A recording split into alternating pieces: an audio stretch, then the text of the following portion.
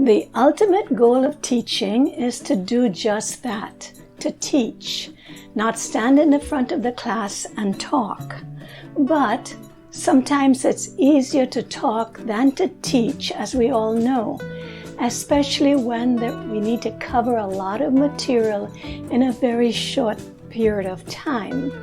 We hope that the students will understand the material, if not now, then at least before the test time, and we keep our fingers crossed that their results will indicate that we have done our jobs.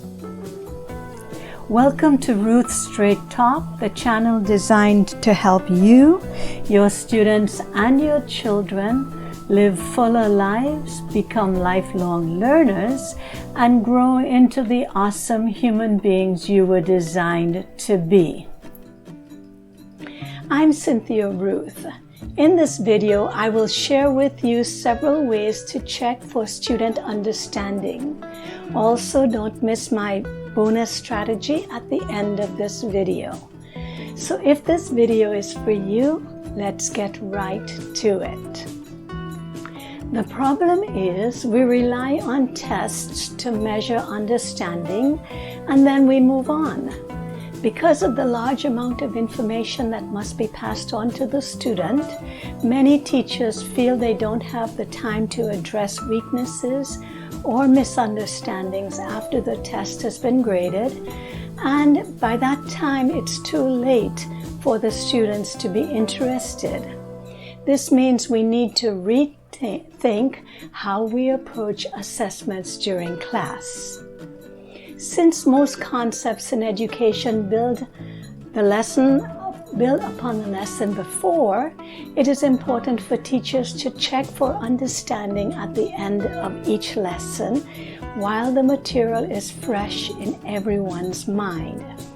This is the ideal time to address misconceptions and misunderstandings before moving to the next lesson.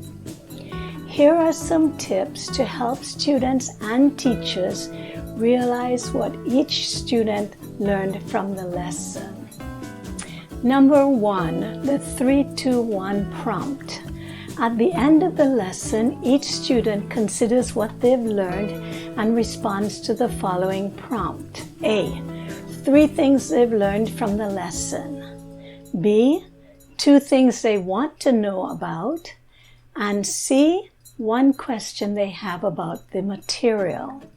The student must turn in that paper to the teacher as they leave class. The prompt stimulates students to reflect on the lesson and helps to process the learning. It also alerts the teacher of points that she must address at the beginning of the next lesson before moving on to new material. Number 2, ticket out the door. The teacher gives the student the last 10 minutes of class to write a paragraph of what they've learned during the specific lesson. Teachers collect their responses as a ticket out the door to check for student understanding of a concept that has been taught. This exercise quickly generates multiple ideas that can be turned into long pieces of writing at a later time. Number 3, journal reflections. Students keep a journal and write a reflection of each day's lesson. This reflection should include such things as what they've learned, what has caused them difficulty, strategies that they found helpful, or other lesson-related topics.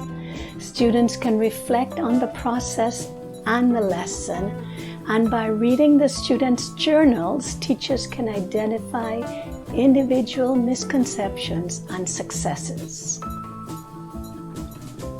Number 4, formative pencil paper assessment. Students respond individually to short pencil and paper formative assessments of skills and knowledge taught in that lesson.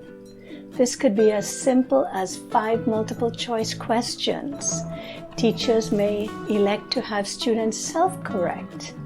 The teacher then collects the assignment results to monitor individual student progress and to inform future instructions.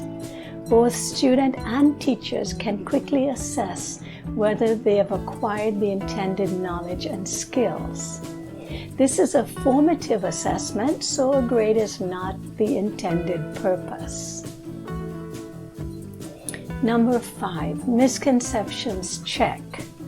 Present the students with common or predictable misconceptions about the concept you're covering.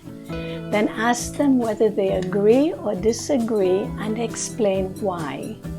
Each student should write at least one paragraph answer. Number 6, student teaching. Teachers should use enough different individual and whole group techniques to check understanding so they are accurately known what all students know. This could include student teaching time. At least 3 times during the lesson, the teacher encourages one or more students to teach the class the material they have just learned. They could explain the concept, use examples as how the concept works, or even do role-playing if the lesson warrants it. The bonus strategy, peer instruction. The teacher assigns students into groups of 2, and each student teaches the concept to his partner. Then the roles are switched. This is by far the most accurate way to check for understanding. That is, having one student try to teach another student what he has learned. If he can do that successfully, it is clear that he has understood the lesson. So there you have it, several ways to check for student understanding.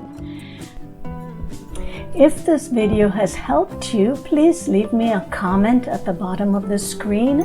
Also, if you have a story, a tip, a strategy, a question, or just some advice that you would like me to share with my audiences, please also leave me a comment at the bottom of the screen. Click on these videos above for more awesome information on education and parenting. As always, it has been a pleasure having you visit with us at ruthstraighttalk.com. So until next time, happy learning and goodbye.